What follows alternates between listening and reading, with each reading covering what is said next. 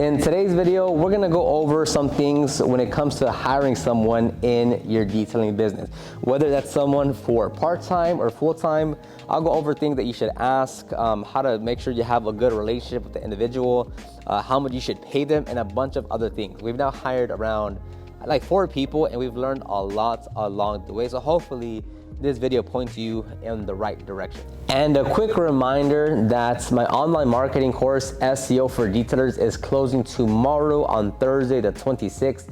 SEO is search engine optimization. It's when you rank your website on the first page of Google in your local area for targeted keywords. So if someone were to go to Google and they were to type in car detailing Austin, they would click on a link on the first page, they read the website, and then they give that person a call or send an email.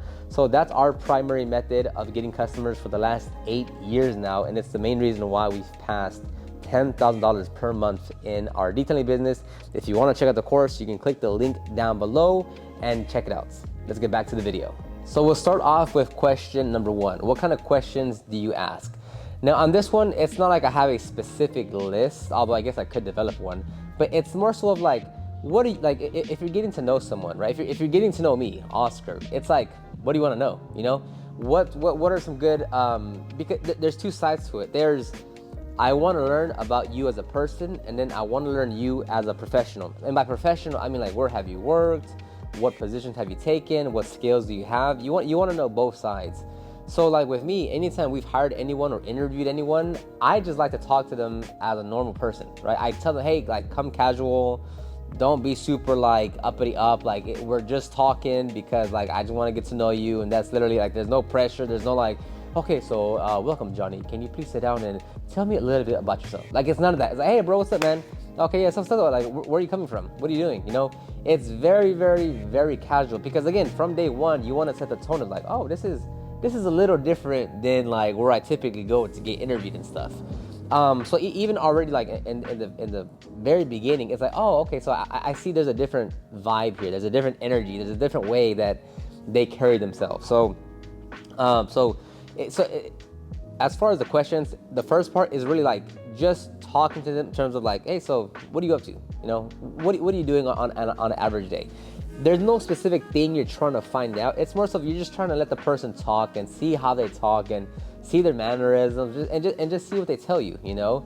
You can ask questions of like, hey, so, you know, what do you do on a regular Saturday morning? What do you do as a hobby? What are your interests? Because again, like, you really want to see what kind of person, not just on the professional side, but what kind of person is this, you know, what does he do? Technically, you want to stay away questions from like, how old are you, right? What's your ethnicity, right? Those are not questions you can't ask, because that for legal reasons you can't ask those questions. And then when it comes to the actual professional side, it's asking them like, you know, hey, so what's your previous job employment? You know, like, where have you worked? If they say, hey, I worked at a kitchen in a restaurant, or if they say, hey, I worked at a restaurant. It's like, okay, so what did you do there? What were your positions? What did you learn? And, you know, if they could say, hey, I was a line cook, I was a dishwasher, I was a server, I was a host. And then you probe into those statements of like, okay, so as a line cook, what did you do? What were you responsible of? And you just keep on probing. And you again, like, you're not because for what you're hiring them for, it's not like you need some, like, you know, 10 out of 10 level worker that like has leadership skills and whatever. Like, it's a very baseline understanding of like, okay, so this person, like, you know, how long were you there, whatever. So you're just trying to get a baseline understanding of like what you've done in the past, what are you currently doing, what do those positions entail. Number 2 is, how are you able to present the company to show them your goals you have? So this one is very important, because if you bring on anyone into your organization, you want them to know what your goals are. You want them to know where you're going over the next 1, 3, 7, 10 years. And that doesn't mean that, okay, like, they're going to be loyal to you now and, oh yeah, they're going to stay with me forever. No, but like, even if they're only there for 6 months, at least they'll have a deeper mission to like, okay, even though I'm just cleaning the tires and wheels and I'm helping him do some basic stuff, like, I still play a role in him succeeding into his long-term vision. You know, like, you want to give them more than just $1 on like, what, not, you know, you get what I'm saying. But it's not just about like, oh, here you get paid. Like, let them be connected to something deeper than just like, oh, here's you cleaning wheels and tires and you get paid for that. So on this one, it's like you want to, and don't overcomplicate or like over analyze this thing. You simply want to tell them, hey, like here's what I have in mind. Over the next 3 years, I'd like to grow this brand to at least $10,000 per month. And I know it sounds you're going to be doing some very basic things, but just know, like, even you helping me for 6 months doing these things will greatly impact what I'm able to do with this business. So it might look very simple to you and very basic, and I know we're just cleaning cars, but just know that, like, after these 6 months, if you help me, assuming, like, let's just say they stay for 6 months, it's like this is gonna allow me to get more time back so I can go and get more customers. So hey, look, whether you want to stay here for 6 months or 16 months, as long as you give me your all and you help me work towards my goal, like, I'll make sure you're well taken care of, because like I want to grow this much bigger than what it is right now. And I know we look small. I know it's like there's just a couple of cars on the schedule, but look, like I'm gonna get after it. I'm gonna work a lot more, and you being here allows me to get back 10 hours or 5 hours a week so I can go and keep on growing this thing. So it's like you just want to be transparent. Again, like what you say, your goals, whatever, like that's completely up to you, but it is just being transparent. And again, like it doesn't mean that person has to be like, oh yeah, I got you, man, I'm gonna follow you to the to the end of the road. It's like, no, but you give them a deeper reason to be there.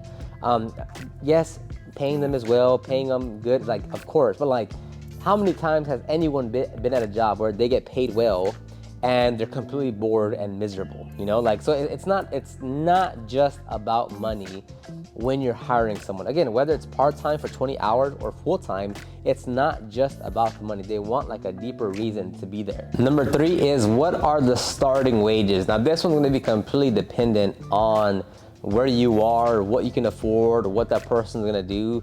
That's why it's very important to understand the role that you need them to do. So like, if you like, it's really just like a basic level, like, hey, like you're just gonna clean the wheels, tires, you're gonna help me like unload the van, you're gonna learn how to do like to wash, dry, and clean the vehicle, and keep things at a very basic level.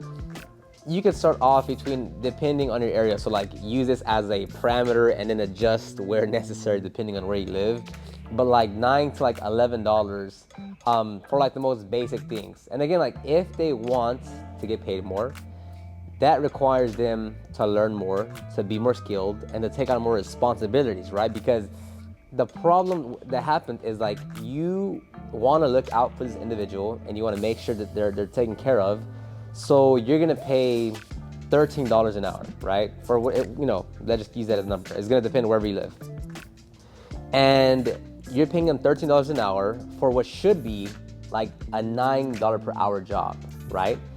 And they're still just doing the basic things, cleaning the wheels, tires, washing the vehicle, cleaning. Now, when it's time where it's like, hey, like, you've been here long enough, let me teach you how to do paint correction and ceramic coating, right? Well, now that they have new skills and such, they're like, hey, can I get paid more because I'm doing a new skill? And it's like, well, I'm already paying you 13, and like, now that you're learning the skill, like, you're kind of matching to the actual skill that you should be paid for, right? But if you pay them too much too early and you give them more skills and more responsibilities, like, it only makes sense to pay them more. So if you start off by paying them too much in the beginning, you're kind of shooting yourself in the foot, because now if they learn correction and coding and such, and not that they do everything, but like they know enough to help you, then it's like, well, okay, I guess I'll pay you like $15 or $16 now, right? But again, like, because they're just learning it and they're helping you, but it's not like they're doing their whole vehicle on their own. That should be like a 13 an hour job. But because you started them off of that because you wanted to be nice, now you have to bump them up to like $15 an hour, right? So you really have to like outline what is it that this individual is gonna do, right? And then what seems fair to them. I can't tell you what an exact number is gonna be, but like, what's fair for what they're gonna do? What's fair for the hours they're working? What's fair for what your business can afford? Like, what is fair, and pay them that. I really can't off of one video without looking at everything to see like, hey, this is the right number. But you just have to be very transparent and say like, hey, for right now, we're gonna pay you $9 an hour. Over the next 60 days, we're gonna train you and get you up to speed. And after the 60 days, you can go up to like $10.50 if you meet the requirements. Or again, use whatever numbers you want. I'm just giving you an example of like how that might play out in your business. And then you let them know, hey, like if you want to get paid $13 an hour, then that's when you learn how to do paint correction and ceramic coating. So you, again, like that's why it's important for you to understand what you want to do, what the individual is supposed to do, what your goals are, and like how they can grow within the company if they want to. And just because they're gonna leave in like 6 months or 9 months, like that doesn't mean they can't give you their very all, right? That doesn't mean they can't be a fantastic worker for the level of work that they're doing, right? So a lot of like, if you're not getting the most out of someone, it could, you know, a big part of that is how you're using that person. Like, are they doing? Did you train them properly? Did you tell them, like, again, do they have a reason for being there other than the money? Do they, like, are you trying to put more on their plate than they actually want to consume, right? Like, that's also a big deal. So it's like, really understand, like, what is it that they want? What is it that they want to do? What do you need them for? Does that match up? If it doesn't, which way can you play it to match up? Because a lot of us like, no, I want someone that's going to work and give me the raw and be here for 5 years. Like that's the kind of person I'm looking for. It's like, okay, do you have the business that would attract that kind of talent? Do you have the pay wages that attract that kind of client? Do you have your systems and operations and things in place to attract that kind of talent? Probably not, you know? So it's like, just make sure like they're aligned. And it doesn't mean like it's aligned to like exactly what you want, but like based on what they can do in this current situation for what you need them for, does that all match up? And that's gonna wrap it up. Hopefully I didn't do a lot of rambling and hopefully you took something away. Again, if you wanna check out the online marketing course, SEO for Detailers, you can click the link down below. Thank you very much, and I'll talk to you on the next one.